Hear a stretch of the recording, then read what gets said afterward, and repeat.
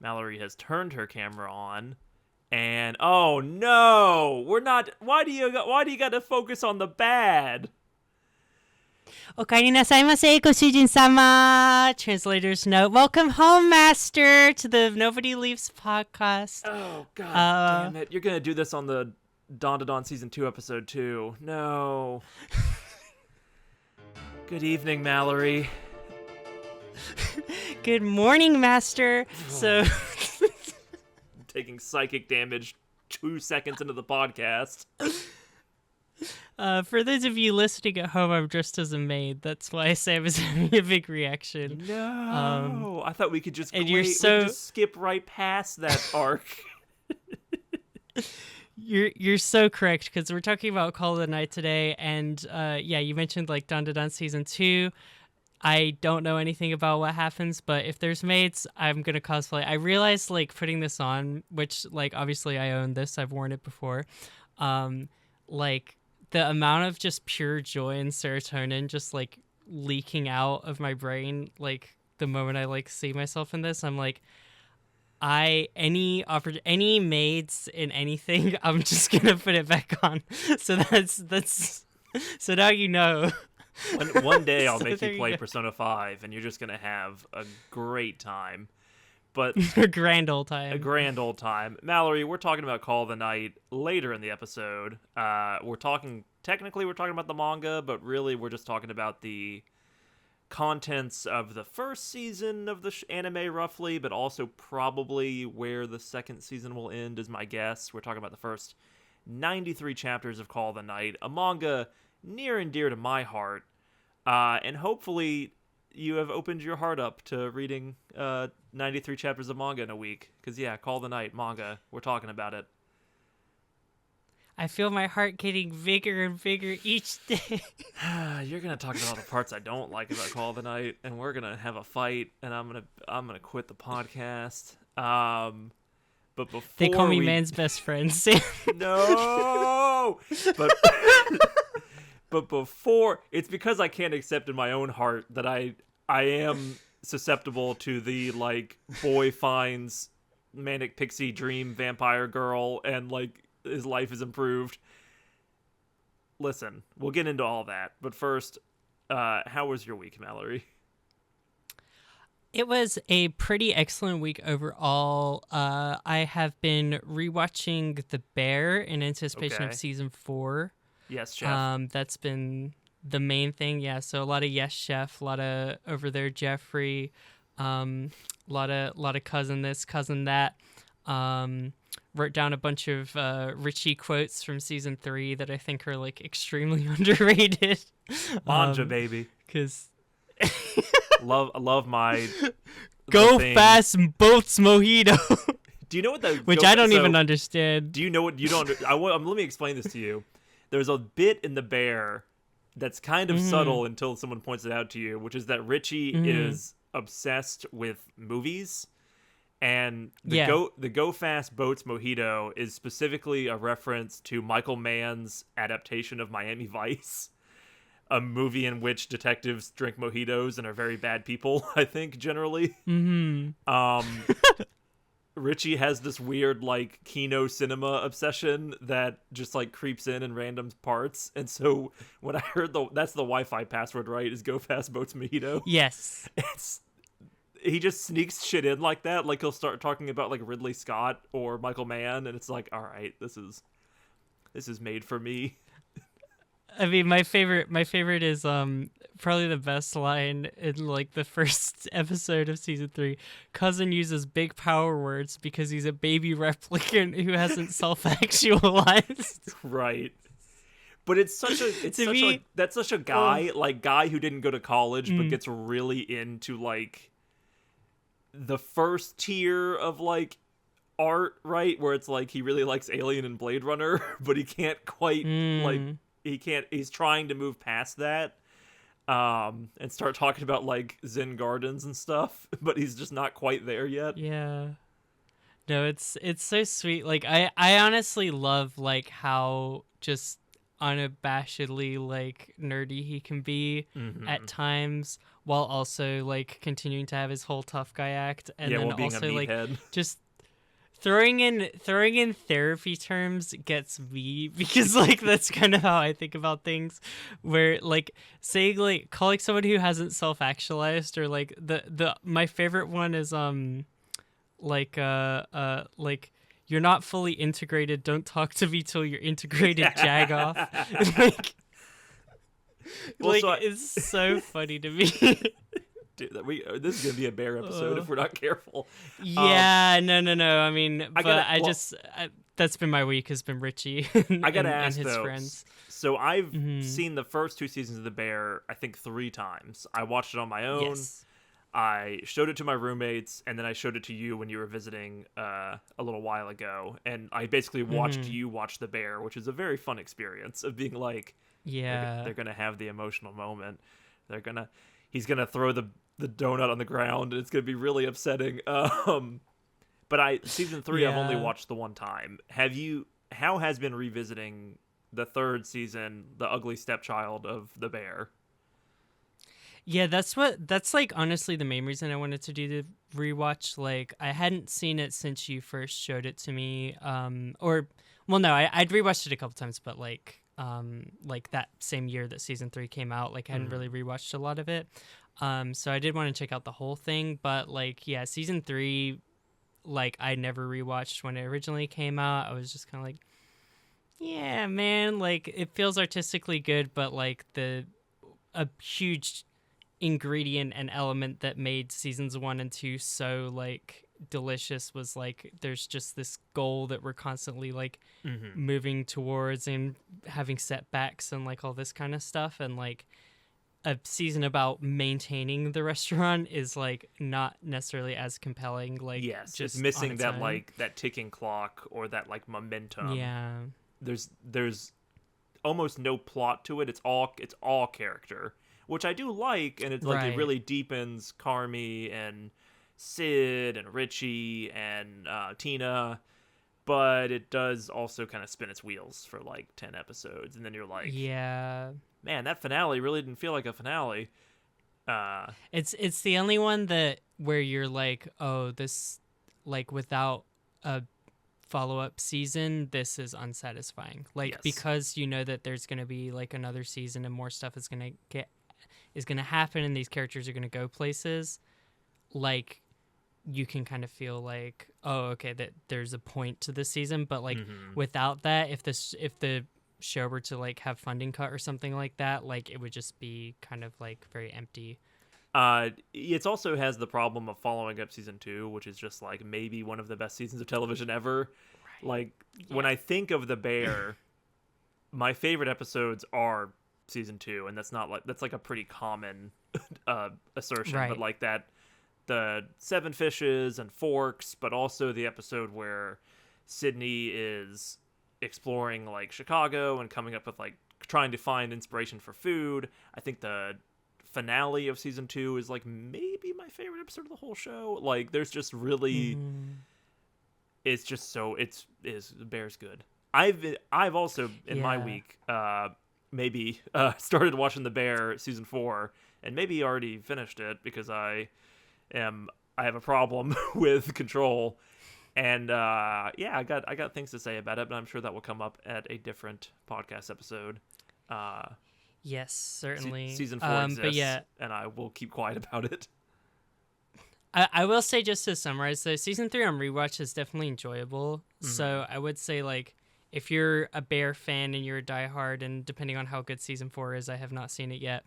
Like, it's definitely worth revisiting now, and like now being part of like the larger canon, like you can definitely like enjoy it the way you might enjoy like a kind of like non sequitur season 2 episode, like honeydew or fishes or something like that. Like they're just like these little puzzle pieces and like fun different like analyses of the characters, except for the finale. The finale is really weird to me. Like I feel like the writing was like really weird in that specific episode because it's just very like, because I don't know this, but I get the vibe that they brought in a lot of like actual chefs to speak rather than like actors. That's a common thing they do in the third season. A lot of Yeah. the like side character stuff is the actual chefs. And for some people it really Right. didn't work for. I actually thought it was kind of like sweet and like kind of getting at It's like cool and it's the sweet. truth of the subject of the thing or what have you.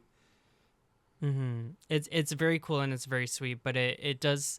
I think the finale is where it kind of like hits a level of like dissonance with just like it just starts to feel weirder and weirder having like Carmi and Sid at these tables, like where they just like don't vibe. And some of the dialogue just feels a little bit more like, huh.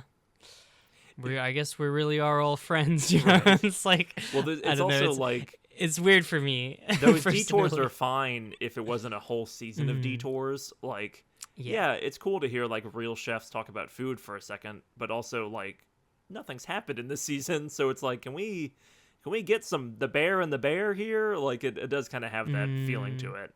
I think there's a montage in that season, which is basically like the Chicago waking up montage that I think works a lot better, where like it goes to like the coffee roasters and like the butchers, and it like walks you through like how all these different little careers like form into like it feed into the restaurant business, and how all of that starts at like 4 a.m. No, totally. I am so on a bear kick right now, I'm not gonna lie, that I have actually been listening to Kitchen Confidential, which is the Anthony Bourdain book. It's a very famous like tell-all book about the culinary industry, and I think the bear is very much inspired by it. It may or may not make a quick like brief appearance in season 4 of The Bear, and Anthony Bourdain is obviously like a very interesting guy. R.I.P. He is a really good writer and speaker, and so I'm listening to the audiobook that he narrates, and it's been fun. It's been nice, a little companion as I continue to train for an ultra marathon and die in the June summer. So I will say the good thing about the bear is it does make you like watching the Sydney episode that you were mentioning, where she's like going around the town and like taking pictures of all the meals and like getting inspiration. Like I went and ate like spicy ramen today, and I was just feeling like, oh wow, like look at the atmosphere, the ambience. Like I want to start like asking people like chives that I'm making. You don't even julienne chives, but maybe I can these carrots. I wanted to like ask the like employees just like, hey, so like what's the culture like, so like how's your family rich, and they're definitely be like, yeah, this is a part-time job, like yes. like I'm just trying to pay my way through college, like leave me alone. I'm not sure how often white people are lady. having deep emotional realizations at work like every other day, like at the Bear. Yeah, I mean, I'm I sure it happens, definitely I actually I don't. It does also make me think of when I worked in a restaurant. I feel like I had a fair amount of deep emotional realizations, but I don't know. Yeah, I don't really know where to go with that. The Bear good. Have you watched anything else, or has Yeah. it's been a Bear summer so far? Yeah, I wish I could bring up anything else other than the Bear. I would love to defer to you. I mean, I've been listening to the K-pop Demon Hunter soundtrack more. Of course. Been like in my like classroom before the kids come in, just like I'm a hiding and a shining. Like just enjoying myself. And yeah, you know, we're on pins and needles waiting for Man's Best Friend to drop. Oh, I see. We're so excited. I have for finally this listened new to album. Man Child. It's a good song. Yeah. It is a good song. I'm still waiting for This Is 4 by Twice to drop. They keep just dropping more visuals, and I've seen not hide nor hair of any song, so I'm still kind of, you know, the true K-pop experience. waiting. Shallow. Anyway, speaking of Shallow, I watched F1, the Brad Pitt race car movie. And you know what? Sometimes watching a race car go really fast is really satisfying. This is a movie with a plot from 1995 and a bunch of old actors, or at least a couple, but it's really good and really enjoyable.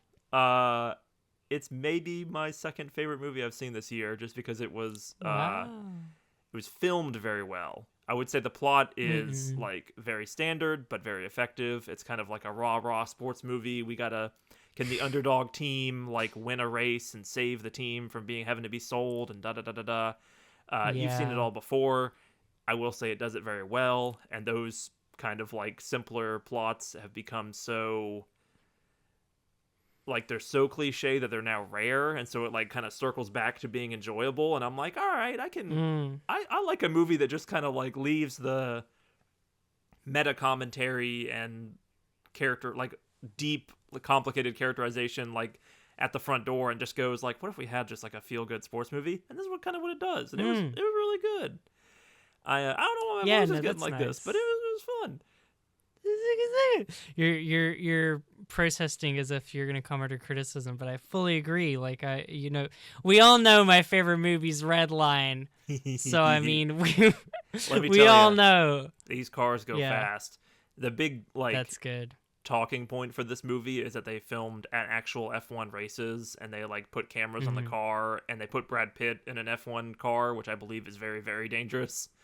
And wow, it works. I mean, it's like it's the most electric like driving scenes I've ever seen in a movie, where it's very scary, and it's like, all right, am I about to watch this actor like die in a fireball right now? Like maybe. Like it is it's intense. Those cars go fast. I don't give a shit about F1. I don't care about whether this movie is an accurate portrayal of it. It sold me on it as just like a movie, and like within the movie itself I can understand the stakes and the rules of the races and whatnot, and it just really worked. It was fun. I had a really good formative childhood experience when I went to a F1 car race because my friend's dad worked at like I guess the arena, probably, I don't know, but he was just like, my dad works for F1, and then I went and saw it, and that was before I moved to America, and he gave me like a hat. It was like a navy blue hat that had like F1 on it. And when I was a kid, I really wanted to be like a hat kid, because I always thought like hats are cool, so I really wanted to be a hat kid, and that was my first like cool cap. And I don't remember the race at all, but I remember that cap, man. It's cool as heck. I grew up in North Carolina. I have been to many, many NASCAR races. Yes. It is a thing. I generally have said F1, that's boring. The cars never wreck each other. I kind of get it now a little bit. I'm into it. And I'm not gonna I'm not gonna start getting up at like 3 a.m. to watch races in far-flung places. But ooh, yeah. I was like, all right, this is a pretty good movie. Yeah, that's like when you're like DVRing like the Formula One races or whatever. Like that's you're getting into that like level of Anglophile territory where I'm just like I am by no means an Anglophile. I am in fact an anti-Anglophile. But this has been a week of being like, let me get really into things that I'm not really into. So we got professional cooking and F1 racing. Like I've as I've mentioned before on the podcast, I've British roots. My parents are both from there. I spent elementary school there. This is a firmly anti-UK podcast. We've made our stance clear. If you're watching from the United Kingdom, you're welcome to stick around. But we're at odds with you. Just broadly. Just eat your beans on toast and shut the fuck up. All right, that's all we're saying. Yeah, I actually don't like beans on toast, so I'm 100%. No, and don't bring up Marmite because I love Marmite. But anyway, did I feed you Marmite? Were you part of that? Like, I have heard the story that you fed some of our also North Carolina friends Marmite, and no, I was luckily avoided this. The worst thing you fed me. What's the fermented soybean in Japan? Oh, natto. God damn it, that was terrible. That's one of the top 5 worst things I've ever eaten. Fermented soybean and I are not friends. Friendship ended with Mallory. Friendship ended with soybean. Just horrible. Cheeseburger is now my best friend. Fan. I used to, this is awful, but in the like school I used to work in, we would sometimes get like natto in the school lunch, and I would just be like, "Hey, kiddies, you want some?" Anyone want some extra natto? It was pretty bad. pretty disgusting, pretty like just being like I can't handle it. But I would literally like. For a lot of people, it's the smell. For me, like for whatever reason, was the taste. Like literally, like putting it in my mouth, like would activate my gag reflex. Like every time, like I would just physically like. I can Yeah, picture I the don't taste know. right now, like sense memory, and it's bad. I'm getting into like the dark place here. I got tricked once because I was drunk and we were eating sushi, and they were like, "This has peach in it," and they give it to me. It was natto. Ugh. And I was so I was like, peach sushi, no way. And then yeah, pretty bad. Pretty bad. Um, I've also yeah, I'm a stupid American. it's been a busy week in terms of media. Wait, let me ask you this question: how is your Yes, Deltarune challenge going? Are you still working your way through and trying to fight the bosses you've never fought? You've given up. Gerson is just kind of shaking his head at me like dismissively. He's like, kid, I know you can do it. You just got to pick it back up. But yeah, no, I've pretty firmly like distanced myself from it because I tried a couple more times after the podcast, and then I like actually got really frustrated because I couldn't defeat him Oh because I'm no. not good at video games. And it's like I'm learning more and more about the boss fight, like because it's also one of those things like the first 2 days when you're like playing a game, like people haven't uncovered all the secrets and mechanics and stuff like that, but it's Right, like and now it's like use this equipment and have this. yeah. Yeah. Right, and it's like I didn't fully prepare properly, but like god damn it, if I just want to like prove myself to my new dad, like I'm just like come on, let me through. But yeah, it's his hammer attack. I can't get past the hammer attack, and I can't like the little turtle shell that's like a Mario reference. I can't like avoid it well enough, and it just kills me every time, and it's very sad. That's That my is too walk with bad. Deltarune. I have I have not made my perfect save file yet. I am still working on it. I have done a perfect chapter 1 and 2 yet again. Have all the eggs. I'm Wow. friends with Onion San this time. I have the original Star Walker. I'm working on it.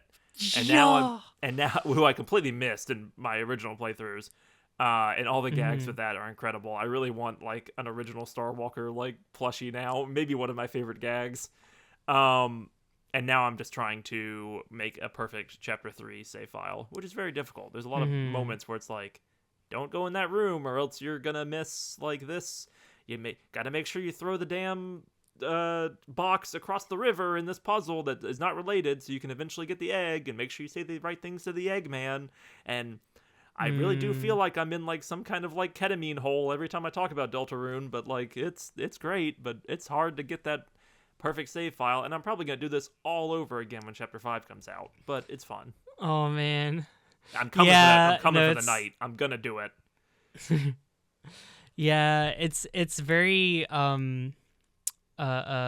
Like chapter 3 is just like the excess. Like I feel like that's the one like he could have put out if he just really wanted to like keep people playing the game. You know, Yes, like because and it's like my favorite that. chapter. I'm pretty Yeah. sure at this point. Like Chapter 3 is I did rules in all ways. Mm-hmm.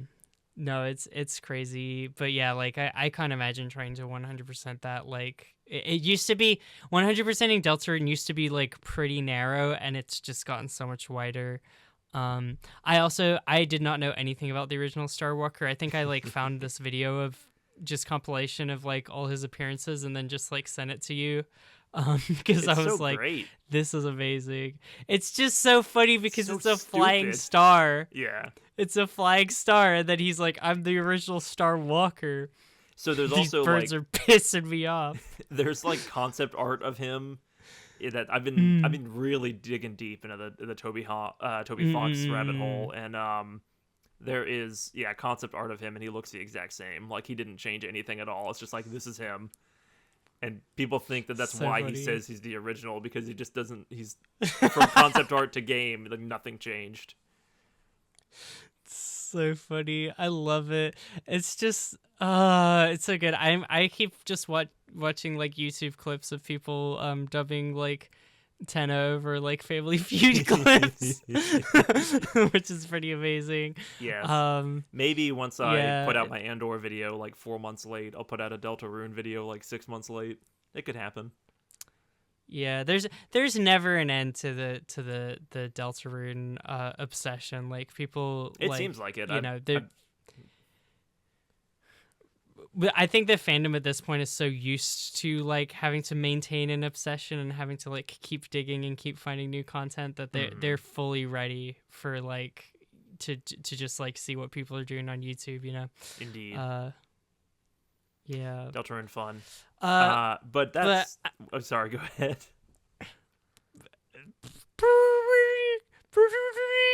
Hello, Sam. It's for you, and it's from the night. It's a call. The night is calling you. You're not allowed to laugh at it if you can't even get it out. You're not allowed. Like, okay. People might think this is a bit that like Sam is at like fake gets mad when Mallory does like a horrible transition. Like just one of the fundamental things you've got to be good at. God help us if we ever get like ads on this podcast. But like the sheer like, all right, let's grind this to a halt and like go. Bah, bah, bah, bah. Hey, it's for you. It's the call of the night. It's terrible, and I don't like it. This is not a bit. I do so much. I hate Mallory. I do so much for this podcast. I need something for me. Okay.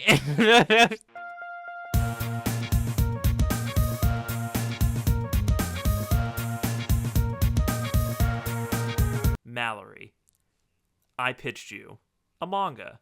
More manga than we've ever covered on this series. 93 chapters, Call of the Night.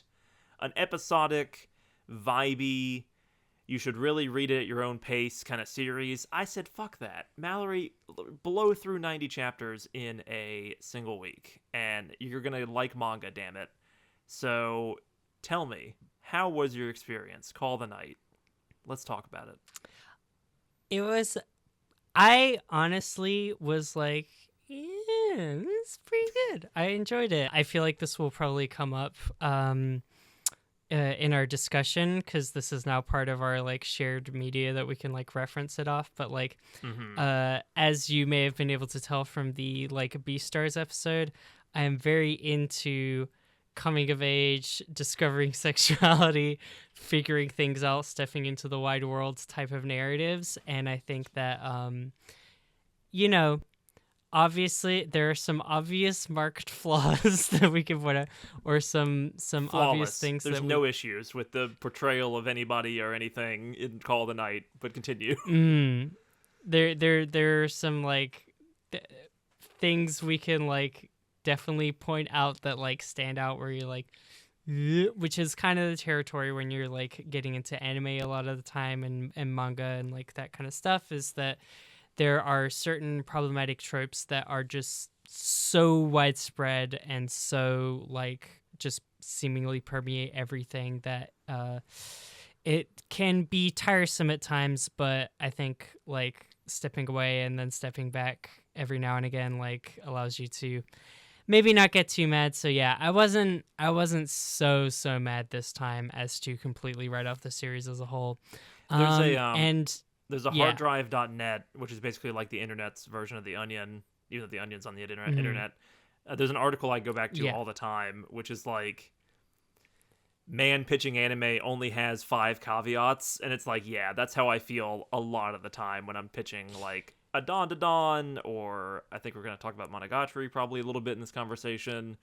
Like it, or Evangelion. Like, it's like, listen, some of these things I really like, but there are aspects of it that are really hard to get around, especially for more like normie folks who don't necessarily like watch a bunch of anime or have to put up with a bunch of this on a regular basis in their media. But beyond those problems that we will probably cover, like how was the vibe? How was the night for you? I love this little asexual boy who's just trying to figure it out. He's just trying to figure it out. I'm like all about, so one of my things that I cover up with my body all the time in my background is prominently displayed. I'll try to like zoom in on it. A book called Loveless by Alice Oseman, who is a asexual author and also the creator of Heartstopper, as you may be familiar with. I know you're not super crazy about it, but like that book as well as like some of their stuff and like writings as well. Like I'm very invested in like learning stuff about asexuality, I guess. Like it's cool. And like when I was like reading this book, I was like, huh, he's got all the science. Like it's just interesting. Like I like, but I mean that's how I want to have the discussion, because I feel like for me like reading this series, it's very like tough for me to like turn off the like queer analysis mindset, I guess. Like like everything I'm like reading and seeing and like all the characters, like it's so hard for me to interpret it like outside of like, yeah, this is like some metaphor for like being queer or living outside of society and like all these different people and they're, you know, and like there's obviously like a lot of meat on the bone there for discussion, but I'm sure there's also like and there is stuff that is like also like pretty explicitly queer. It's like not like there are gay characters in Call of the Night, but it yeah. I think Ko is a really interesting main character to me because on the surface I think is a kind of character trope I don't like, which is like bland character, no personality, like listless, self-insert. Like these are things that anime use a lot with their 14-year-old boy teenage characters, where it's like, I'm just kind of a blank slate, so you can put yourself into me and then date the pretty vampires or what have you. And I think that like when I first started reading Call of the Night, I kind of assumed that was going to be the vibe, and then it very slowly kind of peels back, like, what is it that makes Ko tick? And he's learning that on his own as we follow his journey in a way that I think is very subtle and like pretty maturely handled, in a way that I found very surprising given like some of the character designs in the series and like how the series is like one sentence pitch comes across of like boy falls in love with or tries to fall in love with vampire girl who wears hot pants all the time. Like it yeah, we didn't say it, but the main thing that you gotta know about Call of the Night is there is a underage girl who's like the second main character, and she wears some tight clothing, and the start panel of every single thing is like art of her going which is just is very not great in that. But we've said it, we've addressed it. I'm you sure were forcing me to make the 1,000-year-old dragon argument, but like she is it hands technically 40. Well, this series handles the age gap thing that like comes up a lot in vampire media in a very interesting way, where it's like she's not very emotionally mature. Like she feels of age with Ko, who is I think 14, and so like that's like a weird like they complement each other in interesting ways. But it obviously, if you start to like think about it too hard, it gets a little strange of like, well, she's 40 and she drinks beer and this and that, but she's also like an infant in some ways, and it gets a little muddled. But I think it navigates these very dangerous waters pretty well compared to some other series. Yeah, I like personally, if we're doing like strict like takes of like how I feel about it, like I'm okay with them. I'm okay with the fact that she's technically like 40 or whatever, and they're like dating, because like to me that's just reads as like part of the magic of like the vampires. Like you stop aging, so like it kind of makes the concept of age kind of like weird and different. I think the fact that they're both physically 14-year-olds and that they both act like 14-year-olds, I'm cool with you two being together. What I'm like less crazy about is like how you're just depicting a 14-year-old body, I guess, like being just like your main selling point to get people to buy this manga, is that like we're putting that on show. So that is probably like more what I have an issue with. But I mean, I mean, there's a lot of weird stuff about age in this manga. I was gonna say it's rife with it. I have the Nazuna stuff has never like bothered me because in my interpretation, she basically like ages up to what her mother's age vaguely was of like 20 something, and that she's just like petite is like the idea that I think is how I rectify it, like how I like justify it in my own soul, so I can continue to read this manga and be like, all right, this is hopefully what the author's going for, and not the more troublesome interpretation.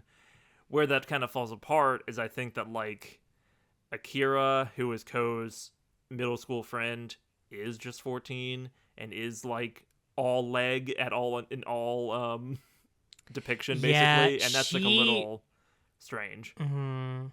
She bothered me as well because like I felt like at least with Nazuna, who's like the vampire, like she is kind of supposed to be this like vampire and like symbolic of like this attraction to something more dangerous, sexually free, open, you know, like it fits with her character versus like Akira, who was honestly one of my favorite characters, like it just personality wise, but like the way that they draw it is she's just always like there's a lot of back arch. She's always like, there's a lot of just she's always stretching, and she's always like she's never trying to be sexual, and like for all intents and purposes, I don't think that this is like I don't think you can make the argument that's commonly made about Monogatari, which is that like all the sexuality stuff is happening because it's from like Ko's the horny main character's perspective. Right. It doesn't feel like that, like, and I don't even know that Ko is necessarily that attracted to her. Like it's difficult for me to like really read it that way. Like I think that it's just like,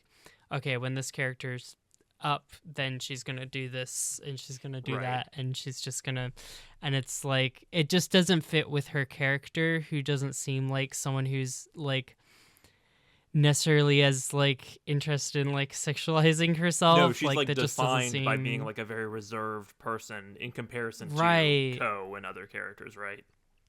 Yeah, and it also bothers me to an extent. Like I could, because there's like a specific panel where she's being like she like offers Ko like she's like, if you became a vampire, then you can like suck my blood, right?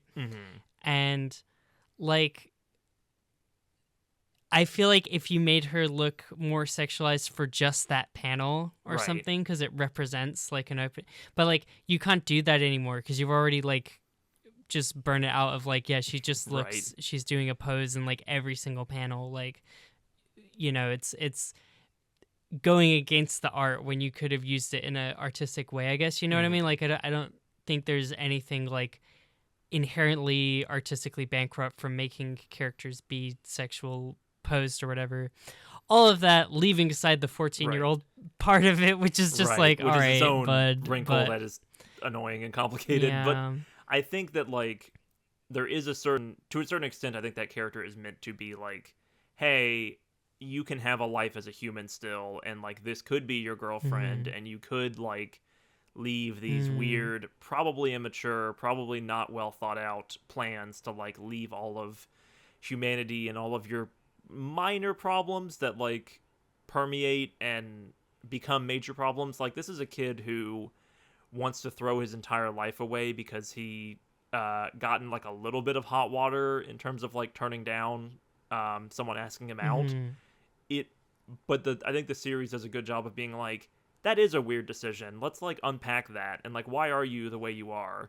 And it continues to do that throughout the entire manga in interesting ways, like past where you've read, in ways that I think are really cool.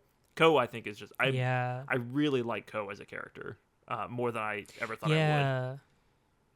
And like speaking on that, because like you were saying like how your impression of him started to change, like your impression of him started to change like as you were like reading initially, because like he went from, you expected him to be more of like the generic blank slate character, and he starts to like evolve into like a more in-depth rich character. I feel like one of the things that well, like, first of all, the fact that you pitched me this, I'm usually, when I'm getting a Sam pitch, I'm like, okay, this is not going to be stupid. Appreciate it. I usually have I'm usually a little bit more like switched on, like, okay, this if it seems annoying, I need to like dig a little bit beneath the surface. Um, but also I feel like one of the early things that cued me into like the, I guess, queer coding of his character Mm-hmm. is, and there's probably an official word for it, and probably all the fucking queer professors like have it all figured out, but like in my mind it's just like the queer canon event, Okay. which is like what you're referencing with like the girl asking him out and him turning her down or whatever, Mm-hmm. of like just something that happens where you get like you're made aware of how you're not in step with the rest of society, and how Yes. something that felt very natural for you is like publicly in some way like exposed by like whether it's a teacher, parent, classmate, Mm-hmm. like it is revealed to you in front of other people, hey, this is not normal or Your behavior is necessarily like atypical accepted or compared to whatever. your classmates or what have you. Yes. Yeah, and like I feel like the obvious examples would be like there's like, I don't know, some boy like kisses a boy or whatever, and then like it's completely natural for him, and then all of a sudden people react in a way that's like, that's not Right. natural, what you were doing, stop it. Like in But there's Heartstopper also to a like certain extent, right? Like we for sure. like the other main character in Heartstopper, can't remember his name at the moment, but like his journey through that first Nick. season, I think so. Yeah, the rugby boy. Yeah, exactly, when he gets asked out See, I did in the front of, research. I'm learning. I'm growing. yeah, you learn, look at him. Like when Nick in Heartstopper gets like asked out like in front of all of his friends or whatever, Mm-hmm. like those kinds of like things or whatever. For me, it was when I exuberantly told a group of girls that I also played Webkins when I saw them playing Webkins in the back of the room, and said like, "Oh, I have all this. We can become friends on Webkins. This will be awesome."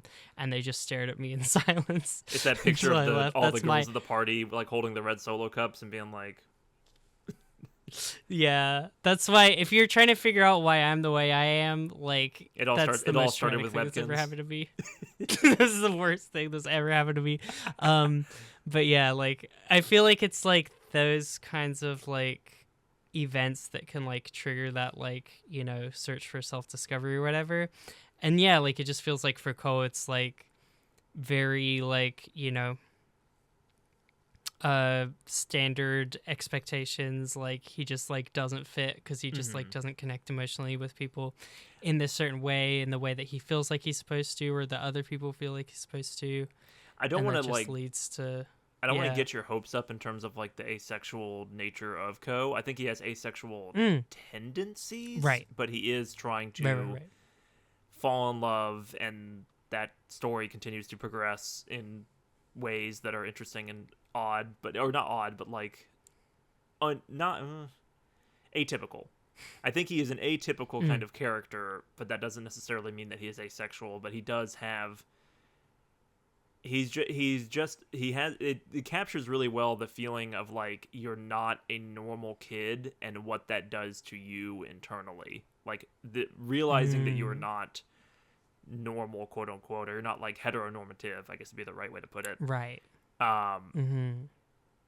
and then using the metaphor of like becoming essentially an insomniac and becoming like a wanderer in the night, I think that all resonated very well with me as someone who has some kind of loner tendencies at times and has some asexual tendencies at times, and like it I really his journey really resonates with me in a way that I really appreciate, where it's like you can become very closed off and become very like performative in your social interactions with people, but not like feel like you're Mm, expressing your true self or what have you. Like I think that's a pretty universal feeling that a lot of people go through. But this show, like, or this manga, crystallized that in a really interesting way that I really respond to. yeah, definitely. And yeah, like I don't mean to like narrow down all the like he has to be this one thing, because Right. like obviously like as I described, I relate to it, and like I would not describe myself as like asexual or like really on that spectrum. But Mm. yeah, like I also it is this underlying thing where like I'm reading this manga, and like at least as far as I have read, like he has not fallen in love with anyone yet. Right. But it's like the underlying implication seems like it's like a hero's journey story of like him learning to fall in love, and that will be the inevitable conclusion. Or even like learning Obviously, I what don't know that that for means, sure. right? Like exploring different Yeah. expressions of love. And they get into that a lot with all the Hmm. different vampires and all of their different partners and backstories and whatnot.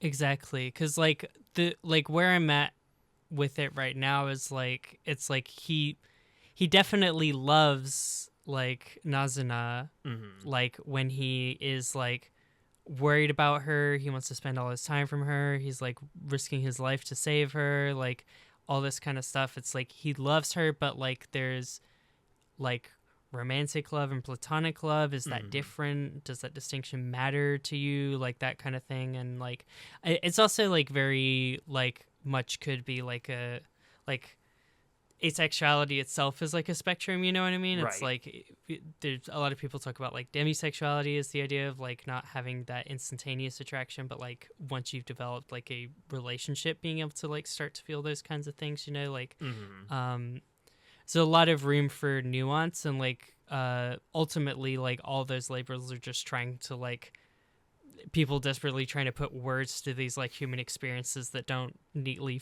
fit into any sort of category, you know what I mean? So it's like You said it, not me, but yeah, like I understand the feeling of like wanting to put a label on it, and because you want to find community in those mm, experiences, right?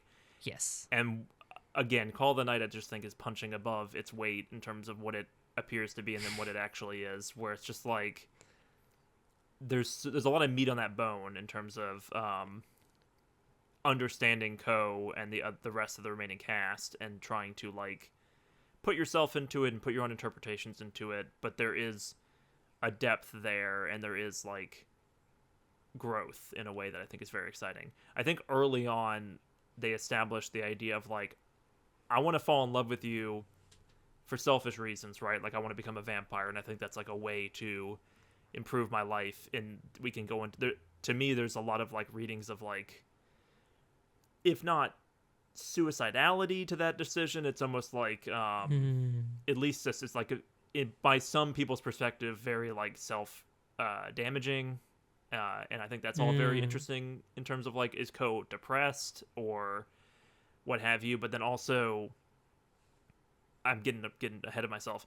He establishes with Nazuna like, I want to become your friend first. Like, if I'm gonna fall in love with you, I should become your friend. I want to know what it means to have a friend before I even learn how to have mm. like a romantic partner.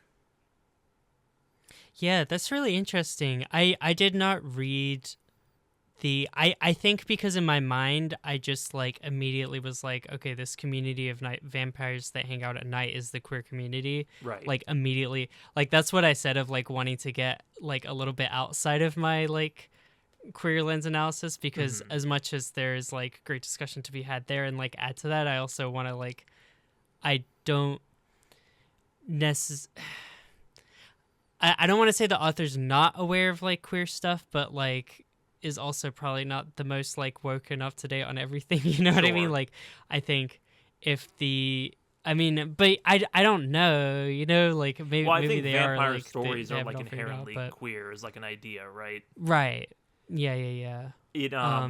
So yeah, no, go in, ahead. in terms of like, is becoming a vampire like a suicide metaphor or depression metaphor, what have you? I think that's how a lot of the human characters interpret it with Ko specifically. Like Yes. everyone who hears he's very open with his intentions, which is like, I want to become a vampire. I hate being a human. I don't fit in at school. Like, this is what I want to do. A lot of characters go, that's a pretty extreme like viewpoint to Mm-hmm. have, and that's we can't understand it, but also that we come to respect it is like how a lot of the characters end up treating him. Um, I really like, it's a very minor character, but I really like when he runs into and interacts with his teacher, who's like a vagabond in his own way and is like out drinking and being an Mm-hmm. irresponsible adult, and they have like this heart to heart about what it means to be an adult. Like, there's just a lot of moments where Ko is more mature than he should be, but then also not. Like it's a fun balance of like, kid, you're thinking about some really big ideas, and like you're kind of an old soul but also an idiot. And it's like it's an enjoyable Yeah. balance. No, it's cool. I like the format of Call of the Night. I really like him just aimlessly kind of wandering around town and just running into different people and just talking to them and getting different perspectives on life. Like that's a good idea. That's a good idea for a manga. It That's is. like probably like my favorite aspect of it. So then even if like some of the characters don't necessarily like hit for me, I'm like we don't have to linger with them forever, you know, like Right. we're moving on to next and the next and the next. And like I like how like one of my favorite ones was like this woman who comes in, like they're having like a massage parlor, I guess, and he just finds this random woman and it's like she's like the only customer they have and then they just move on. And It's like she's the really early. overworked lady, right? Who Yes. like that is when I fell in love with this series. To be clear, like I thought Mhm. that was like a very well done, emotional, like 3 or 2.5 chapter little arc, and I think that Right. the manga has a couple of those that I think just really hit. Where it's like I like there's a lot of different interpretations of being an insomniac that I think is very fun. Right. Like Ko can't sleep because he is like rejecting normal society, and so he's like laying around all day and just doesn't have anything to do, and like it's like a tedium and boredom thing. Mm. His childhood friend Akira is waking up too early because she's like has her own anxieties about her friends and how they're like leaving her behind, but so like it manifests itself in being like even more of like a do-gooder or even more of like a prep student or what have you. And then there's just so many different like Nighthawk drunks wandering around who are like overwhelmed with the pressures of the day, and it's a common like psychological phenomenon that I definitely fall victim to, of like I don't want to go to bed yet because that means the next day is going to start. Like I do that a lot, and I have done that a lot throughout my Mhm. life, of like I can't remember the term they have for it, but it's like revenge staying up, where it's like Yeah. I'm not gonna go to bed because that means that this day that where nothing really happened like is worthless essentially, or like I spent all day working and I really just want to have like me time, even though it's gonna Yes. compound and be a problem later on. Right. No, totally. Yeah. I definitely have also like experienced that. And like another thing like that I enjoyed and related in a past life pre-transition, I definitely did this a lot more, is just like I always really have enjoyed like just wandering around at night, you know, like Mm-hmm. just yeah, and it's he describes it so well in like the first few chapters of just like yeah, it's like just everything's asleep, no one's around to like bother you, you just are like this world that can feel so oppressive when it's like there are all these like lines and things of like what you're supposed to do is just like this open playground. Yes. And like you feel that more I think in like cities, or like I think about like in college, you know, like Mm-hmm. where like bustling campus, but then like at night I would just walk around like this huge parking lot playing Pokemon Go, and I would meet people, you know, like Mm-hmm. I remember getting in this dude's car and like he like drove me around the Pokestops and stuff like that. I would not do that today. I would not recommend that either. But it's like you just meet strangers and it's cool. Like my it's like my fun. I don't know. my favorite people I meet, I do a lot of night running because A, it's hot, and B, I'm Mm. a psychopath. But my favorite person on earth is the person who's also running at like 11:30, 12, 1 a.m. And we just pass each other like ships in the night, and you get the little nod like you're crazy, I'm crazy. All right. And then we just keep going. It is a good feeling. I fall in love with where I live more and more often when I'm out at night, and there's just something about it. And I think this manga captures it really, really well. And the anime, which I know I didn't pitch to you, does a great Mhm. job like interpreting this art. Like I think the manga Mm. art is really impressive, and I really love the like thick black and gray like tone of everything in terms of like how it makes a series that's set primarily at night still feel like warm and inviting. The anime does that in a really cool way where everything is purple basically, and it really works well, I think. But yeah, That's awesome. Very beautiful. Yeah, no, it's cool. It's a very interesting series. Liked a lot of nostalgia that it like definitely brings up. I feel like we should dive into some of these characters sure. because like I feel like that's the best way to like discuss random arcs like parts. I agree. But real quick though, before yeah. we do that, you mentioned like the Yes. earlier vignette style chapters of like, let's go on a night swim, let's go meet this lady and give her a massage and maybe try and like have her have a good perspective on life. I wanted to give you a chapter range where like the more plot heavy parts of Call of the Night, which really take a long time to get going, maybe 30-40 chapters in, and then also the more episodic vibe. Did you have a preference between the two? Definitely episodic. Okay. I think that I'm not against like the plots and like we can talk about them. And like they definitely, there's also like multiple like more involved arcs and stuff like that that are like of varying degrees of interest. But yeah, there are definitely like ones that I like more and less. And I think that like what was nice about the episodic ones was like, even if I didn't like a specific one, like for example, the teacher, like I wasn't necessarily feeling him as much. I didn't dislike him, but I was like, I was kind of like, I don't really get what you're about, man. Like, right. And I am a teacher, so that's crazy.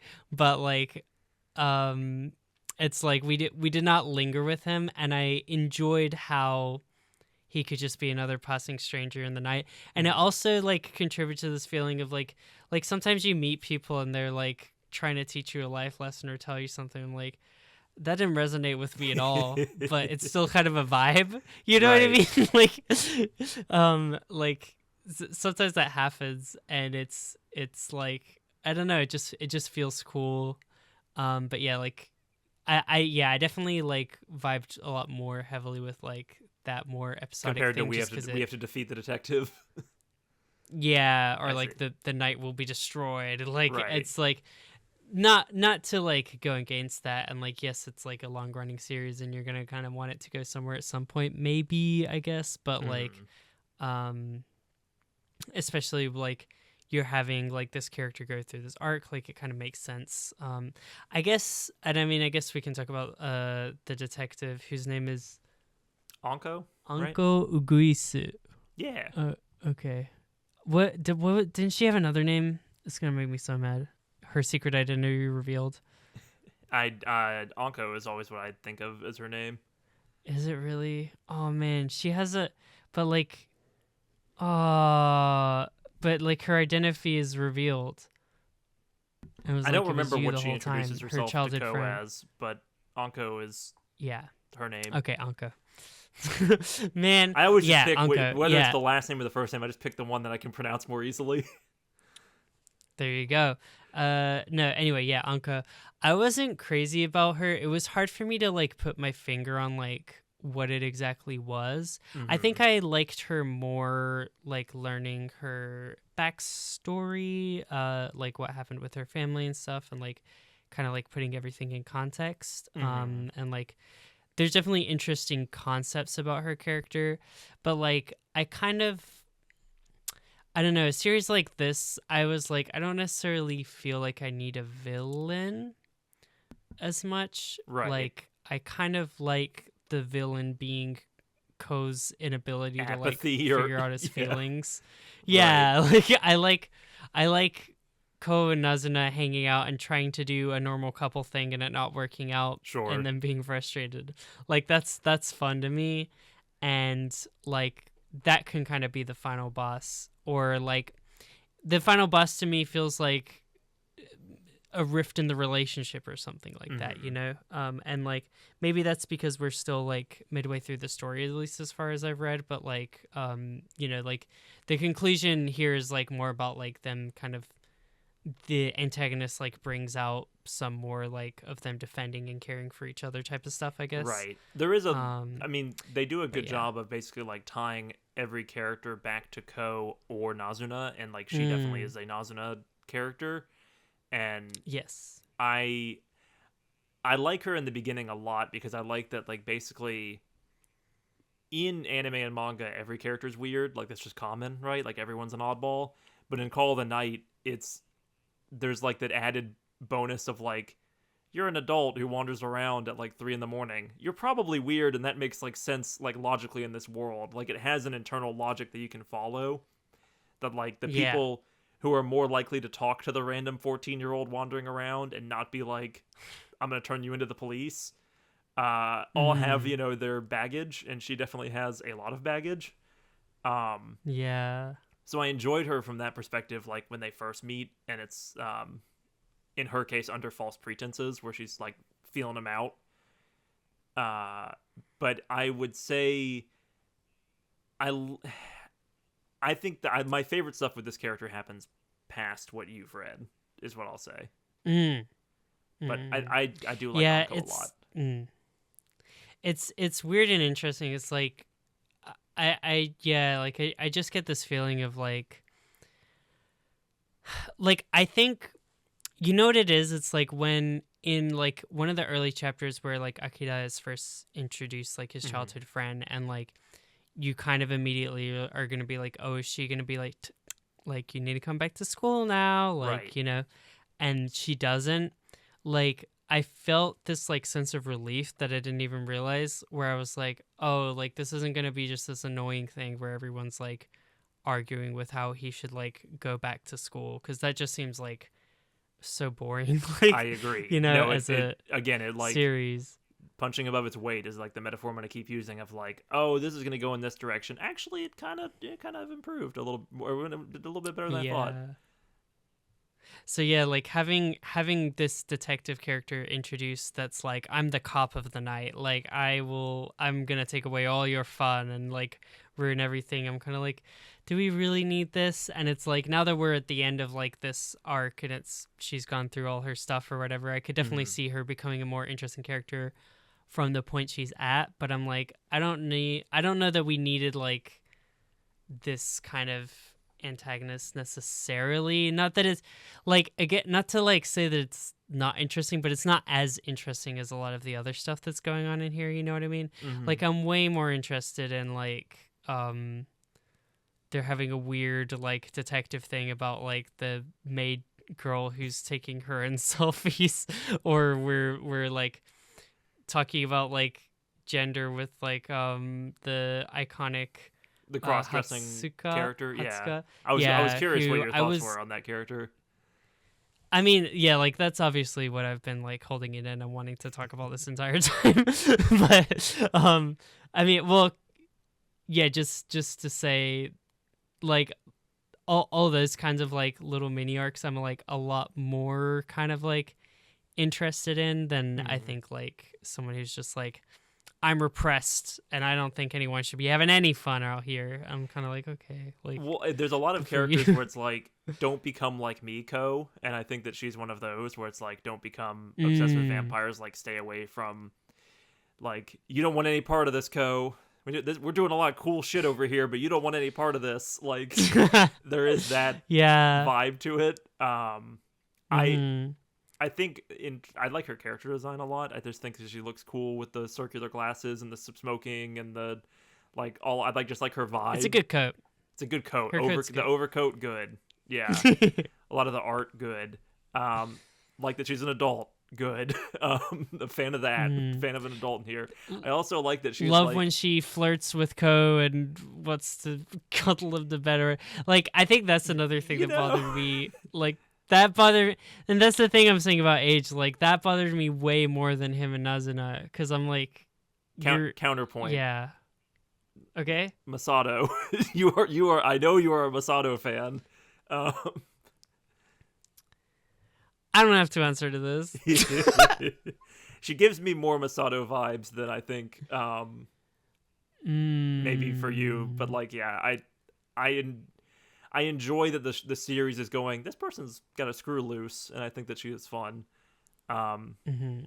Hey, get into bed with That's me, fair. 14-year-old Yeah. aside. Yeah, maybe I'm being too critical of her. It's a good point that you said Masato and that I like Masato. We'll have to analyze this further. Yeah, I don't know what it is that bothered me. I think like to me it's just like I can't get past the queer word form. Like it's just we're in queer world and then it's like we gotta have the homophobe just like stomping around like But she's kind of a like lesbian or at least bisexual. Like, but she gets she is internalized, and you could even make the argument that it's like, I reject my lesbianism and I'm gonna be bitter and like now kill all the vampires. Like you can find that thread if you want to take it there. Like her that's where it was. Mhm. And I was like, get over yourself. Like, that's kind of what was my reaction. I see. But yeah, I don't know. It's because, like, at the end of the day, like, we're going to spend a lot of focus on her. And she's just, like, a recurring, like, thing for, like, all these arcs or whatever until she gets resolved. That, like, I think is probably what wore on me more. Like, I have more upset towards her than I do with, like, just random one-off characters that, like, right, because she sticks around a lot. Have as much impact. Yeah, definitely. Well, I do think but that's my hot Anko takes. I gotcha. She provides an interesting catalyst in the story with the concept of like, hey, human memorabilia from your past can kill you, right? And that kind of puts the story into the like, we're gonna all of our vampires we've met up to this point, let's dive into their pasts and like get to know them better, and they're all gonna have like 10 to 15 chapters to kind of unpack. Did you have any favorites that stood out to you with that? Like, let's get into the girly group on the rooftop. The girls on the rooftop. I loved Menhira-san. I loved him. I thought he was good. He was funny. I like that. Which character is this?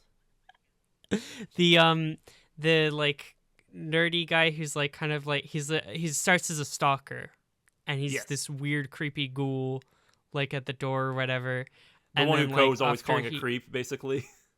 Yeah. Yeah. Ko keeps referring to him as Menhira, which is, like, kind of probably a pretty problematic term for just, like, someone who has a mental health disorder. I see. In Japanese, but, like, it's just, like, yeah, you're that, like, creep, basically. Oh, the creep's back, yeah.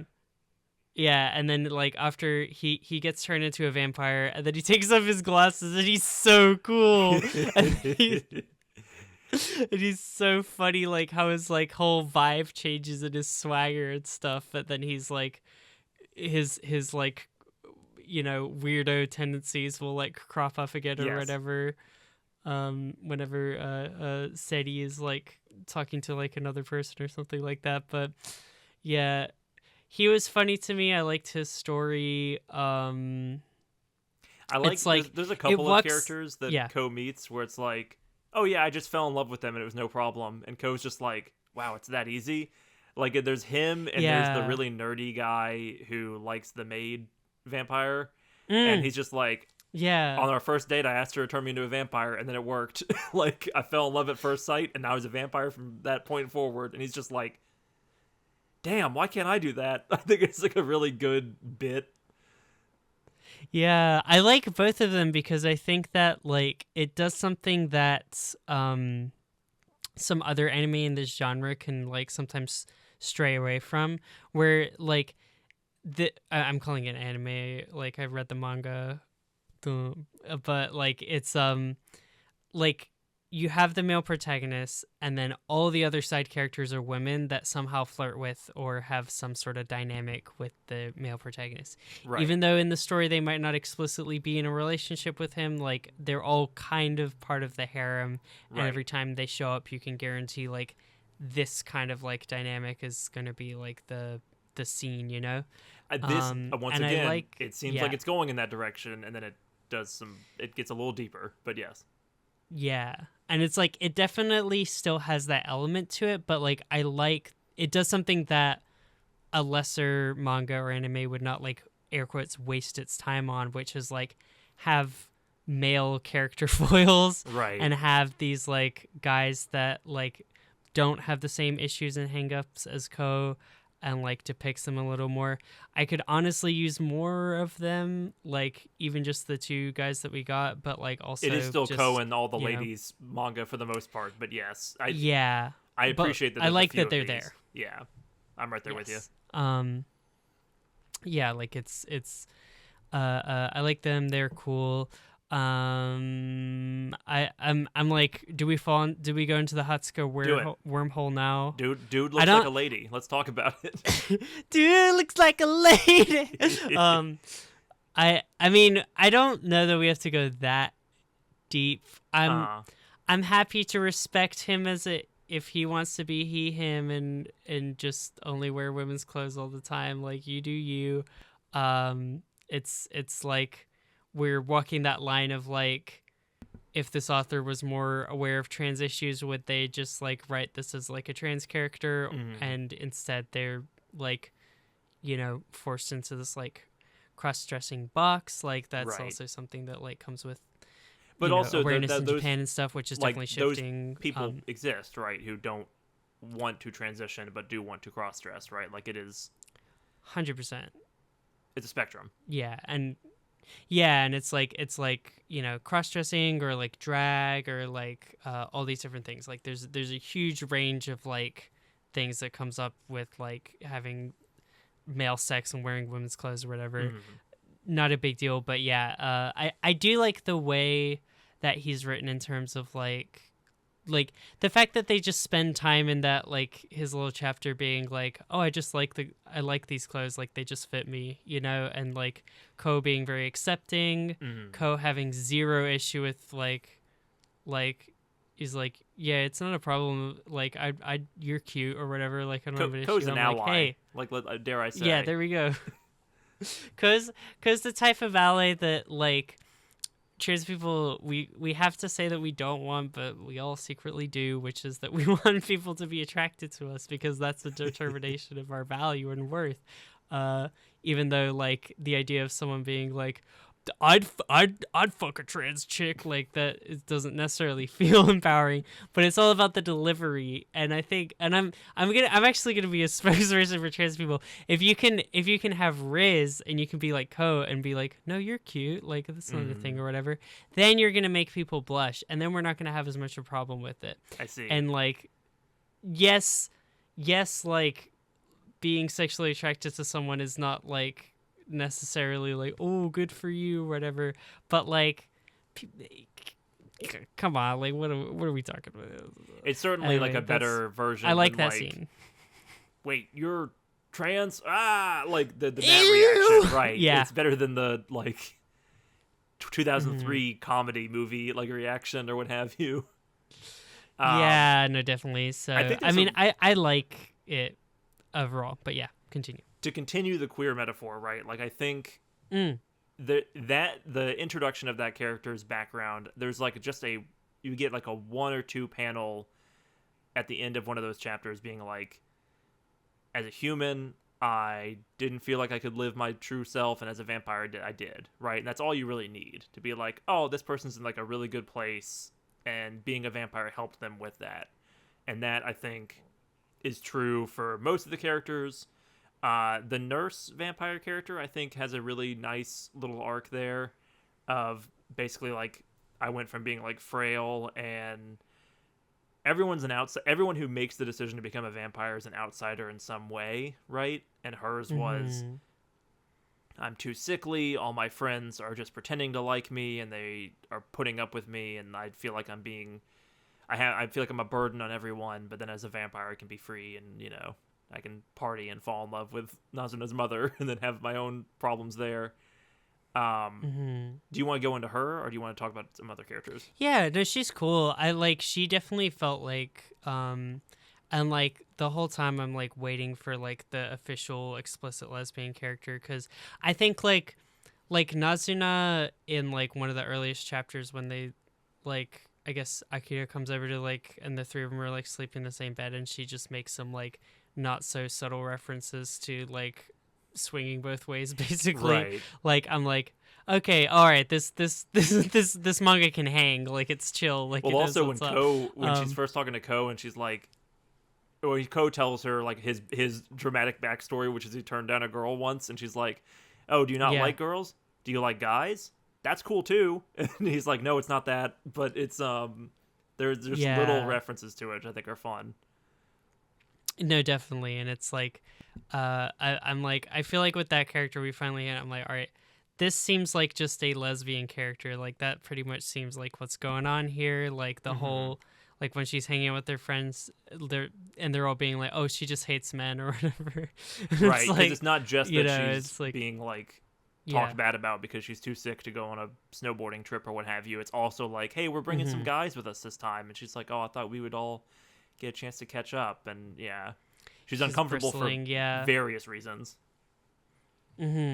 Definitely. So, yeah, like it's nice to have a series where like there's because I think Beastars like I've only shown you Beastars season 1. Season 2 I think is where Beastars like really earns its stripes of being like the subtext is rising to the surface of Hmm. like just being text like Sure. and I think that like I like that this anime or manga, wow, It's I'm so whatever used to saying that series. word. I use series all the time I like because that. all my videos are like, Yeah. I'm gonna talk about the manga, but I'm gonna use anime footage because editing manga panels is really hard. Yes. Yeah, no, I like that the series is just like it keeps dipping into these like queer themes and queer characters, and I'm less annoyed at it than I would be at like another series where it'd be like, okay, you're just queer baiting or using this as like a like, you know, how do you put it? Like you're exhibiting this like It's like treating it for like a gag or yeah, the belittling it or lesbian as a porn category for men also as opposed true. to Yes, lesbian as of as a character identity, trait which or like identity. Yeah. yeah, which like this series like yes, maybe it's a little bit of column A, a little bit of column B, but like when you have column B, I'm less mad at column A. You know what I mean? There's Like not like it's a lesbian yeah. makeout scene in this series, right? Like Yeah. it is just like some of these characters are gay, some of these characters are bi, perhaps, or bi But coded. most of these characters are A bi. lot of these characters are bi. It seems like Let's say what it is, right? yeah. But that's just Like part of their character, that's right? such a good point when you said about the makeout scene, because like it's like Anko like maybe didn't have this like crush on Nazuna as like part Right. of her tragic backstory, and like yeah, like you saying the thing about the makeout is like yeah, they have just a chaste peck on the like On the mouth cheek. or on the lips Right. or whatever, and it's just like it's like romantic, you know what I Right. mean? There's not like It they feels don't like a have to schoolgirl milk it. crush in a kind of different way, right? Yeah, It reminds me a little bit of the Scott totally. Pilgrim like yeah, I had a gay thing for a second, like whatever. I don't remember how the line goes, but like one of the Mm, evil exes being a girl is like a yeah. bit in that series that kind of feels like how it is with Ko and Nazuna, where it's like every little bit of her backstory is like, yeah, I had a fling with this person like for a second. Don't worry about it.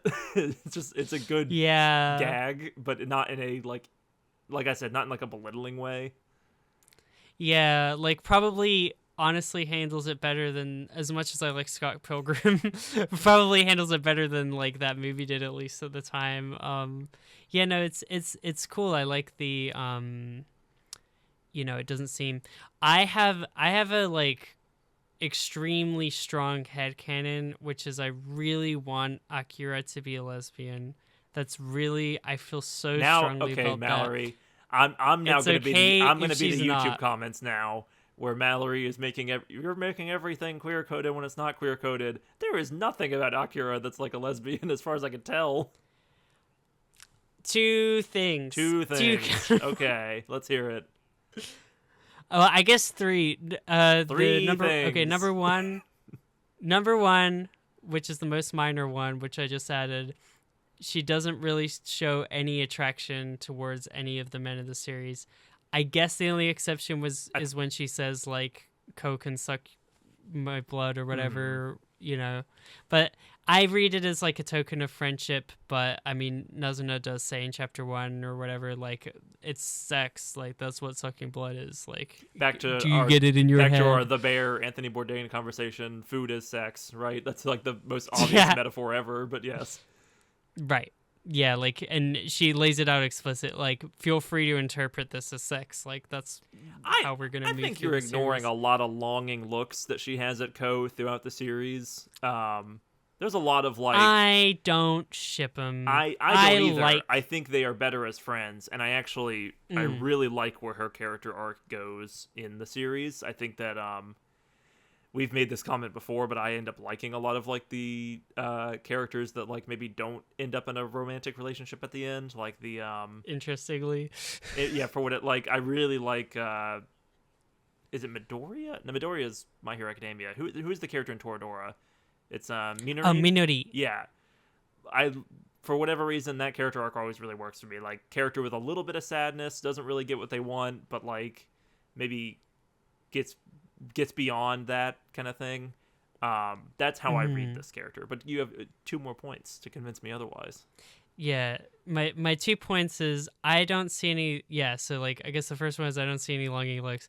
My second one, which is my first real point, is that like when she is like being brought into like share a futon with Ko and Nazuna's being like, let's share a futon, let's have a threesome. Like she's just being like very like, I'm joking, right? It's well, there's the Nazuna trait of like, I'm gonna be overtly sexual, but the minute it becomes real, I'm gonna just like fall to pieces and not be able to handle it, which I think is a decent gag. Yes. But yeah, it feels you get away with it because it just feels like a consistent character trait and feels real.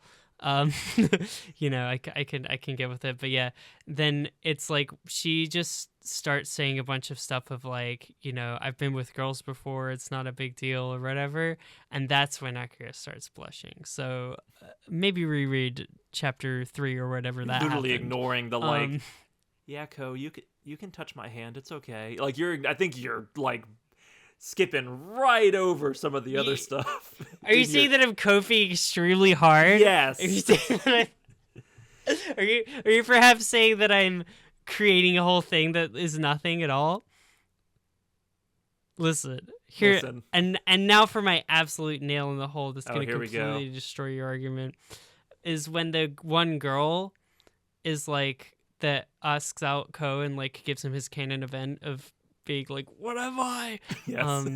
And she has the conversation with her, and the whole thing she's just like, oh, she's so cute and smiley, I just want to encourage her. I'm like, girl, no, you are, because that's what I want for her. No, what she is like looking at that deadpan. character and going, she's looking at that character as a rival, I think 100% how you're supposed to interpret that. Like, this person who is like well put together is in love with Ko, and that makes sense because Ko is great, is like I think how she is thinking about it. Now, does Ko do anything to deserve that? Is this the series tripping a little bit into the like, he's just so interesting because he's bland, kind of trope? A little bit, I think, maybe a little bit. Yeah, I mean, I guess in that context, like it's established that he's good at performing like what people expect of him at school. I really like when he goes to the night school student. And he turns it on, and they're all the people who know him as his real self are just like, that was creepy. Yeah, like that night school part was like one of my favorites. Like it's this like we're getting in and like reanalyzing like his relationship in like school and everything like that. So to me, it does make it's not like such a reach that he's like. I think a lot of times I can feel more of a reach where it's like I'm a complete loner and I don't talk to anyone and I hang out creepily in the back of the classroom and stare at people. It's like, nah, he's out there, he's involved. Like it makes sense that like girls would like have crushes on him or whatever. But yeah, I'm just when you describe that though of like she's seeing them as rivals and like she's like the girl that asks him out is like the popular pretty girl and she's like kind of the childhood deadpan the bookish friend. Childhood now friend. I'm picturing the meme of the like Chad and Stacy meme and the like drawing, and then there's I don't remember what the like virgin versus like the nerd girl is called. I know Mhm. there's like a whole lore to these characters. Yes. There's basically a lot of shipping of like the big Chad guy and like the virgin guy together, and then there's like the two girls, like the popular girl and the nerdy girl. Uh-huh. Now that's all I'm envisioning, and That's I think all I that's see. why Mallory, that's why I like it. I think you're reaching a little bit here. You think the queer community has fucking poisoned me to not be able to interpret media correctly? There is only one interpretation of all media. Yeah. I disagree, but we can move on. If you think Akira is a lesbian, sound off in the comments. Let me make yourself heard. There are so many lesbians in this series. Why do you need another? Why don't you leave some for the rest of us? Leave something for the boy. For the heterosexuals. Listen. That's so funny. Wait. That is not where I expected Yeah. the conversation to go. I'm glad you like this character. 'Cause I was curious to how you'd feel about her. I like that I like that her hair is like that, and that her eyes are kind of like deadpan. Like I keep doing that because it's like the half semicircles like that Right. eyes. I'm like, yeah. Beyond It's the cool. like over sexualization of all the characters, I think the character designs in this series are like A+. Mm. Like I really like how characters are like they're always drawn with like really sharp lines, and I think that like we haven't talked about the artwork of the manga very much, but I think that's something that really Yeah. stands out. Like I know some of the like I don't know what to call them, like pinup like page ones of a lot of chapters can be a little overly sexual, but sometimes they're just really cool. Like they're just really stylized and interesting. Yeah. It'll just be like a character in an outfit you don't usually see them in that's not that sexual, but just like sitting on a balcony or flying or just wearing cool clothes. And I think I don't know, I like it. Yeah, no, the author definitely knows how to draw pictures. It's really cool. Which is not really have important to for a give- mangaka, I think. Yeah. Did not have to give her like these like donut braid things Mhm. for like the entire series. That which seems really hard to definitely- draw. Yeah, like you could have not done that, and you did, and you made that decision, and I applaud you for your dedication. I agree. No, like it's cool. I think like it's nice, especially like reading a manga in black and white when like you can just like quickly and immediately like distinguish all these like characters. You know what I mean? Like they just have very memorable like appearances. Like when a character reappears, I don't have like much of an issue like recalling like, because especially like the most lost in the weeds I think I get is like, and probably most people would, is like when the group of vampires are introduced, because you're getting like a whole bunch of characters You're all at meeting once, 4 or 5 and people then- at once, yeah. right, and like the story itself does like a good job of like delving into each of their arcs individually, giving them their own focus and memorable moments like as you go on. But like when you're first introduced, it's like a lot at once, but they just all look distinct enough to where you're like, okay, I'm not having trouble like picking them out and like remembering like where they like. I see like when they get to the teacher, I'm like, oh yeah, you're from the vampire group. When they Right. get to like the maid cafe girl, I'm like, oh yeah, you're also from the vampire, you know. Right. I I think it also definitely like in a that. show or a series where there's not a ton of action, like there's some, and it's kind of surprising when it happens, and it's like pretty well drawn and like staged or what have you, but like this is mostly a series about people talking, and so you really need those people talking to like pop and be distinct. Well, I'm gonna enter Sam's manga nerd corner for a second because I remember something I did in a video 3 years ago. There's a lot of the character is like bigger than the panels, or the character is like going from panel to panel in one image, like their silhouette Yes. like takes over and like pops out in like a very like comic book art style-y kind of way that I think is very. This series could have just been like a 2x4 like panel discussion. It could have been a novel. Could have been a novel. Yeah, exactly. But it uses manga in interesting ways and uses like the author's strengths of like character design and line work that just like keeps the characters like front and center, even though the backgrounds are very intricate a lot of the times. Absolutely. Like you were saying the thing about the characters popping out the panel, like I was just reminded of one that I was like lingering on as I was like reading through, like I was finishing it up today of like there's a confrontation between like Anko and Ko, and they're like standing there, and it's like when you're looking at it, it's like it should be a continuous art piece. Like the background is the same, like the distances are the same. They're like looking at each other, but there's just like a diagonal line between them that's like they're in two separate panels, and it's Right. like, you feel the wall between the two of them when like, objectively there's not necessarily like a reason, like you could have just gotten rid of that line, you know what I mean? But like, I don't know, it's Instead, very you did the creative playful. thing instead. Yeah. Yeah, it's like I think it's maybe harder for me to appreciate. I'm not a stranger to the world of manga, like to be clear, like, I've read Green Yuri. I'm pretty sure I'm pretty sure I know what's going on. No, I've read enough manga in my day, like I know what's up. But I feel like I don't read enough to necessarily like appreciate maybe the tears, and I feel like if I had read more bad manga that like they weren't doing this much cool stuff, I think my standards are just warped where like every time I read a manga I'm like, wow, this is crazy. And that's probably true for like most of the successful ones, is that the art is just so I can tell you there's a lot of like, oh man, this page is all text bubble, isn't it? And like there's a lot of manga that I say would not make. You can really feel the I need to put out a chapter every week grind. Where sometimes it can feel just like floating heads talking in a way that's not very exciting or interesting. Yeah. No, this one it's really well done. Like whenever like they will occasionally have the random panel where it's like a text bubble and then there's just like black shading in the background or something like that. But it always feels so appropriate to like the note that the conversation's on. Like it'll give you the impression of a conversation like drifting off, or maybe like someone talking out of the side of their mouth, like trying to like whisper the part that they don't want to say. Like it will use those techniques very well.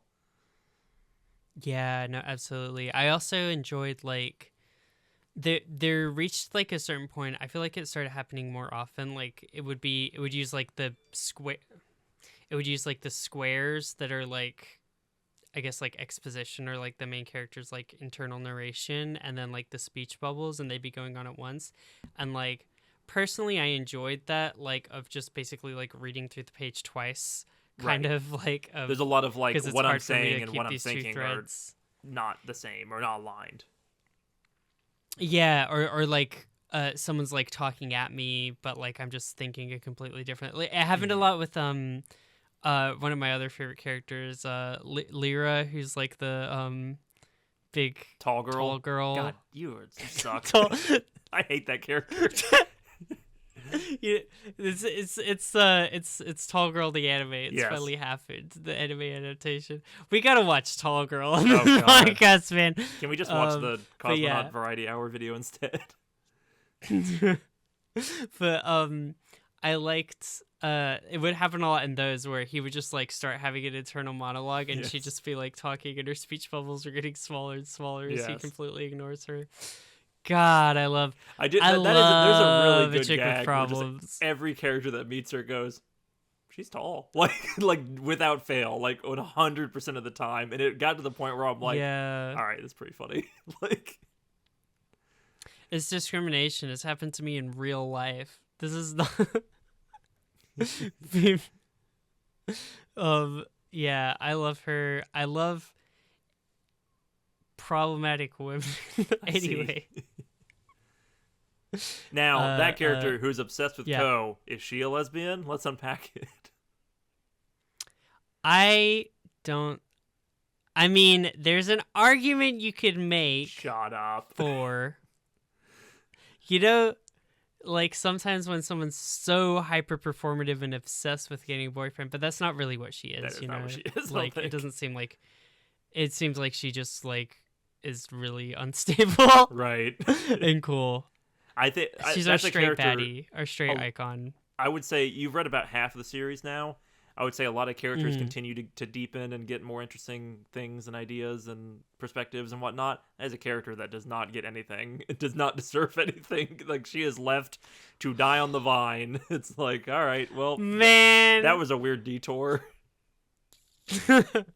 I like that arc a little bit in the sense of like I love the thing of it's just such a random thing of Nazuna like being like, hey, we should date. All right, I'm breaking up with you. Now you have an ex. Right. And it's like just the trivializing of that like is just fun. It because is. it's like people get so uptight about like We haven't talked my about Nazuna that records. much, but there's good moments like that. Like, I like that she just goes for it a lot in terms of like their first kiss, or like dealing with Ko's like teenage jealousy in terms of like interacting, like when they go to like the night swim place and like the guys are hitting on her, and like she just like cuts the bullshit in most of their interactions, and probably becomes a little bit more like Ko throughout, where she becomes a little bit more reserved and withheld as her feelings for him maybe develop more. Like, I think that I don't know, that Nazuna is fun. Nazuna is more fun and less annoying than I would think and I would expect. Yeah. No, we definitely like harped on like the whole 400-year-old vampire in the body of a baby bullshit for Right. like the beginning, but like make no mistake, she is a really good she's a very well written character and is very compelling as like the secondary lead. Like I definitely like her a lot. And it's cool to have this character like that. Like at the start you almost get this vibe that she's like the young one of like these older vampires who are like the aunties that are kind of being like, you need to do this and you need to do that or whatever, and like you don't know as much, and like just kind of like turns out like she is the like the most vampire of all the vampires. Like she's never known the human world, and like looking back on it, it's like, oh no, like all those like aunties basically have had like some sort of traumatizing from like the like real world or the world of the day or something, you know what I mean? Like and she's more of a blank slate. All the stuff they're bringing up. Yeah, she's just like who she is and doesn't have like all these like baggage and like expectations, like, you know, that have been like placed on her by the rest of society, but is also just kind of like outcast maybe based on that. But well, her that's lack just, of like, having a been past, what she's known. like, it ties her back to Ko in a weird way, where like Ko is this, like, his life is just getting started. In a lot of ways, her life is just getting started, right? Like, I think it's an interesting way to handle that age gap vampire problem of where they're just emotionally in a very similar space in their life and like where they're heading. Yeah, no, definitely. And like I think the chemistry between them also just feels like very natural. Like they like you believe that these characters like each other and want to be around each other, which is more than you can say for like a lot of romance. Right. They like, feel like really good manga friends or anime. first, which I think is important, and then it's like, yeah, it's fun to spend time with them together and not just separate. Yeah, like there are so many times where like someone's yelling like, you need to live your life this way, and kind of shaking their fist as they like fly off to return to their like den of playing video games together. But it's like it just feels so comfortable. It's like, yeah, that's what they're comfortable doing, and they like it, and they like spending time together like that, you know. It's very sweet. So yeah, no, I think that she's cool. It's a big manga, a lot of characters. Yeah. Is there anyone else who jumps out that you want to talk about before we maybe start to rank and wrap this up? I guess, and like maybe this is going into the part I haven't read because it seems like a you know, unresolved thread. Mahiru, I was not so hot on. He's the other childhood friend of him, just because it felt like, oh, we got to give this guy a character foil, but it just feels a little like weak sauce, at least where we're at with it right now. Like, I'm sure maybe he'll get like expanded on, but like I'm not getting the like, you know, like all these like random minor characters. It's like, okay, you met this random person and they don't necessarily perfectly have anything to do with your character arc. You're just kind of like chatting with them. Maybe they influence your ideas in one way or another, but like, they're just kind of themselves. And like, I think that's like the issue I have with Anko and Mahiru is like they feel like these are set up to be like these like interesting opposing or dynamic or mirroring forces towards Ko or whatever, but like from that I feel like he lacks some substance so far from what I've seen. He is but, not my yeah. favorite character. I will say that like the next arc is very heavily focused on him, and it is like the next overarching arc. Like first half of manga detective, second half kind of him. But and who he is with, who you see like glimpses of, Kiko, something like that. A character who you've probably like seen in like glimpses and like random little moments here or there, but not don't know what her deal is yet. You're gonna find out, and it goes in interesting places, and it gets a lot more into what does it mean to fall in love with a vampire, and what does it mean to be a person who is attracted to that. Like Ko's got some screws loose. I would say that character also has some screws loose, in different interesting ways. Definitely.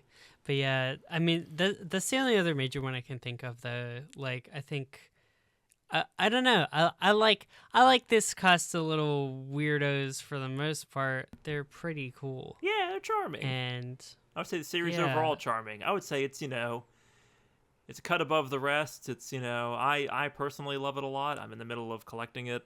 It's back there somewhere. It's actually too low to be seen in the camera, but it's there, I promise. I've got like 2/3 of it right now, and I'm just getting it like a volume at a time. Something exciting is that actually the series ended like year and a half ago, and season 2 of the anime is starting like this week when this is coming out. They're doing some like coda manga chapters, which I'm very excited about because I like where the series ended, but I would love to see I'd love to like revisit some of the characters and spend some time with them. And so yeah, good manga, good. I have not read this author's other series, but I really want to now because I like their artwork a lot. Their other series is about like snacks. I don't know what that, like a snack shop, and that's all I know about it. But yeah, anywho, Mallory, this is not an episode about what's so funny. Am I failing in my host duties? I was just like nodding because I was interested in what you were saying, and then I was like, "Oh yeah, I have to talk as well because it's a podcast." I don't believe you. I'll just go. I'll talk for an hour straight about this with like no no help if you let me. Oh man, yeah. So it's our second manga we've ever visited, I think, in the show. What do you think about it? Did you like it? Did you hate it? What would you rate it? Like, let's talk about it. This is interesting. I think normally I'm a little bit more decided on what tier I'm going to put something in, like before the podcast started. I haven't necessarily like locked it down. I'm looking, the tier list is on the screen. I'm kind of viewing it now. It's definitely a cut above cute for sure. Okay. Yeah, it would be deluxe. Okay. Yeah, I guess everything goes in deluxe, man. Okay. But it goes in deluxe. That's where it belongs. This is not. You nice. Go ahead. Please explain. It's nice. It's good. It's cute. It's relatable to queer people. Definitely. Akira's a lesbian, and I think that it's just really like kind of like you can enjoy the series if you like being gay and can just kind of scroll past the like skin tight bodysuit 14-year-old. Sure. Yeah. I would say so. This is a series I really like, right? But this is definitely one of the ones where I would not, if you'd given it a C, I'd be like, yeah, that's fine. Like this is not a series that I expect people to go crazy for. It just, for whatever reason, a lot of the character arcs, the artwork, the overall vibe of the series just really resonates with me in a big bad way. And so I'm glad that you liked it.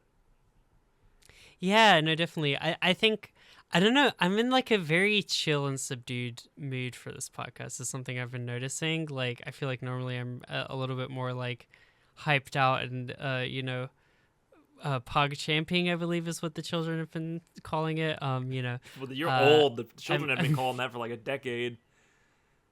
yeah, I'm pretty sure. I'm pretty sure the other 40-year-olds are referring to it as pog champing. I didn't bring this up, but Anko is yeah. like the old, like, beat up, like, failure of an adult. I think she's 27.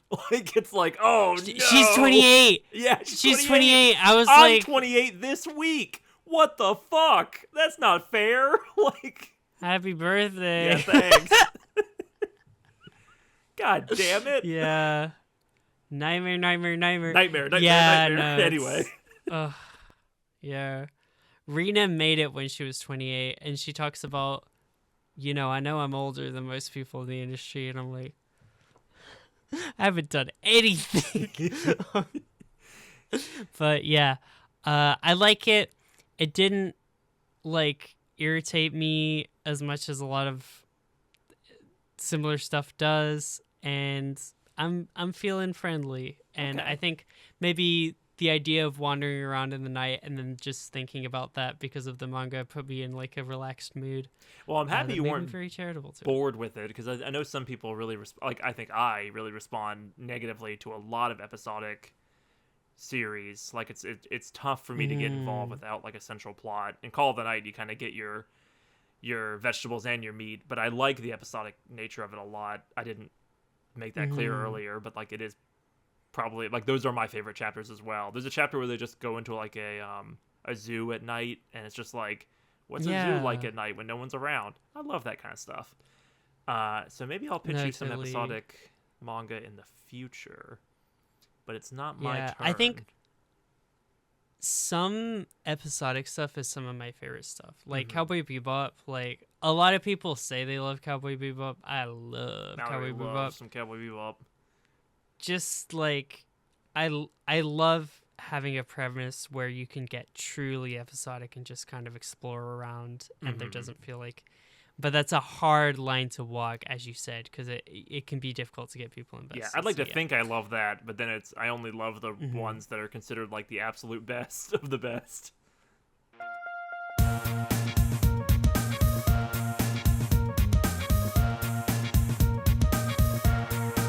As you said, you have no say over I do not. what we watch this week. My life is in your hands, The Mallory. power is mine.